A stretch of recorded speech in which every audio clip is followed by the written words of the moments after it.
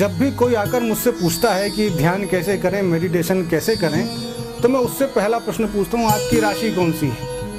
आपको लगेगा कि ध्यान और मेडिटेशन का राशियों से क्या संबंध है, परंतु आपको यह जानकर बड़ा आश्चर्य होगा कि राशियों और ध्यान का बड़ा गहरा संबंध है। प्रत्येक राशि किसी न किसी तत्व से प्रभावित होती है और वह तत्व ही उसके ध्यान का आधार होता है। जैसे अग्नि तत्व की राशियाँ, मेष, सिंह और धनु, ये अग्नि तत्व की राशियाँ हैं।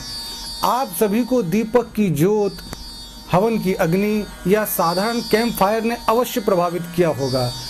आप सभी को अग्नि तत्व को ध्यान बनाकर, अग्नि तत्व को आधार बनाकर ध्यान या पूजा या मेडिटेशन करना चाहिए, क्योंकि मेष राशि अग्नि तत्व की राशि है परंतु चलायमान राशि है। इन्हें दीपक की ज्योत पर त्राटक करना चाहिए। इनको पूर्व दिशा की ओर बैठकर ध्यान करना चाहिए। सिंह राशि अग्नि तत्व की राशि है परंतु स्थिर राशि है। इन्हें भी पूर्व दिशा की ओर बैठकर ध्यान करना चाहिए। इन्हें सूर्य त्राटक करना चाहिए। सूर्योदय के समय जब सूर्य में लालिमा होती है उस समय ये एक टक सूर्य को देखकर ध्यान करें तो इन्हें विशेष लाभ होगा। धनु राशि भी अग्नि तत्व की राशि है। इन्हें भी पूर्व दिशा में बैठकर ध्यान करना चाहिए। यह द्विस्वभाव राशि है, इसलिए इन्हें ध्यान के लिए हवन करना चाहिए जो इनके लिए बेहद लाभकारी है। यदि आप अग्नि की व्यवस्था नहीं कर सकते हैं तो अग्नि मंत्र का जाप भी कर सकते हैं, अग्नि का चित्र भी लगा सकते हैं। आइए अब जानते हैं पृथ्वी तत्व की राशियों के जातकों को किस प्रकार से ध्यान या मेडिटेशन करना चाहिए। जैसे वृषभ, कन्या, मकर राशि के जातक कैसे ध्यान करें, कैसे मेडिटेशन करें, आइए जानते हैं। अगर आप पृथ्वी तत्व के जातक हैं तो आपने यह अनुभव किया होगा कि जब भी आप शारीरिक या मानसिक रूप से तनाव में रहते हैं तो आप किसी पार्क या वन में जब भ्रमण करते हैं तो आपका तनाव धीरे धीरे समाप्त होने लगता है। आप सभी को दक्षिण दिशा की ओर मुख करके ध्यान करना चाहिए। अगर आप किसी पेड़ के नीचे ध्यान करेंगे तो आपको बेहद लाभ मिलेगा।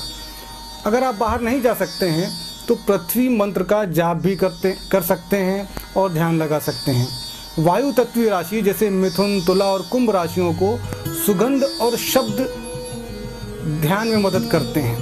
आपको पश्चिम दिशा की ओर मुख करके ध्यान या मेडिटेशन करना चाहिए। अगर आप अपनी प्रिय सुगंध की अगरबत्ती, परफ्यूम लगाकर ध्यान करेंगे तो आपका ध्यान बड़ी तीव्रता से लगेगा। आप अपना मनपसंद संगीत भी लगा सकते हैं। इससे आप अपने ध्यान के चरमोत्कर्ष पर पहुंच सकते हैं। अगर आप बाहर निकलकर नेचर में ध्यान करना चाहते हैं तो बाहर निकलकर पक्षियों की चहचहाट या उनके संगीत को सुनने का प्रयास करें। जो हवा चल रही है उस हवा के स्पर्श को अनुभव करें तो आपकी परेशानियां अपने आप दूर होती चली जाएंगी। आइए अब जानते हैं जल तत्व के जातकों को ध्यान किस तरह से लगाना चाहिए, कैसे वह अपने ध्यान को चरमोत्कर्ष पर पहुंचा सकते हैं। जल क्लींजिंग और हीलिंग का तत्व है। आप लोगों को शावर लेने से, बरसात में भ्रमण करने से या किसी नदी या तालाब के किनारे भ्रमण करने से विशेष आनंद आता है। अगर आप बहुत तनाव में हों तो आप किसी तालाब के किनारे भ्रमण करें तो आपका तनाव धीरे धीरे समाप्त हो जाता है। इन सबकी व्यवस्था अगर ना हो तो आप जल मंत्र का जाप भी कर सकते हैं।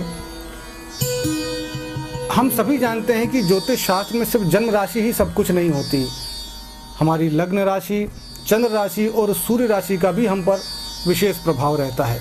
अगर हम तीनों के कॉम्बिनेशन से अपने स्वयं के लिए अपनी स्वयं की एक विशेष ध्यान पद्धति का निर्माण कर सकें तो ये बेहद लाभकारी होगा।